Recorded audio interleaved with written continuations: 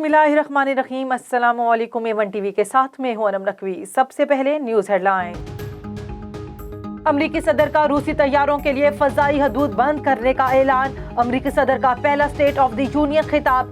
कहा, प्यूटन को नहीं पता उसके साथ क्या होने वाला है।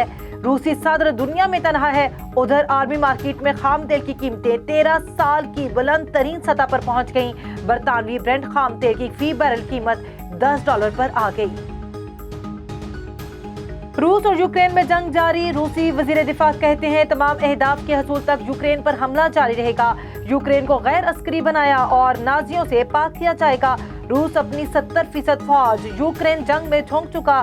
नेटो चीफ का कहना है यूक्रेन की अस्करी और माली मदद जारी है, फौज नहीं भेजेंगे। यूक्रेनी हुकाम के मुताबिक यूरोपीय यूनियन में शमूलियत की दरखास्त कबूल कर ली गई। वज़ीर आज़म इमरान खान आज कामयाब पाकिस्तान प्रोग्राम के तहत बिला सूद कर्जों का आगाज करेंगे। तकरीब फैसल मस्जिद इस्लामाबाद में होगी। वज़ीर आज़म खिताब भी करेंगे। 2 साल में नौजवानों, खवातीन, किसानों को 407 अरब रुपए के कर्जे दिए जाएंगे। कम लागत घरों की तामीर और कारोबार शुरू करने के लिए कर्जे दिए जाएंगे। प्रोग्राम में हुकूमत 56 अरब रुपए की सब्सिडी फराहम करेगी।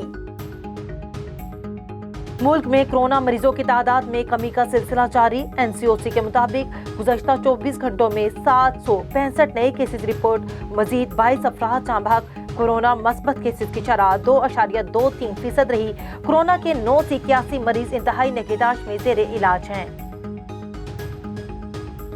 मुल्क में बारिशों का नया सिस्टम। बलोचिस्तान में मूसलाधार बारिश। कराची समेत सिंध के साहिली इलाकों में तूफानी हवाएं। बिजली का निज़ाम मुतासिर। नशेबी इलाके ज़ेरे-आब। शहरियों को मुश्किलात का सामना। बलोचिस्तान से तेज हवाएं कराची में दाखिल हुई।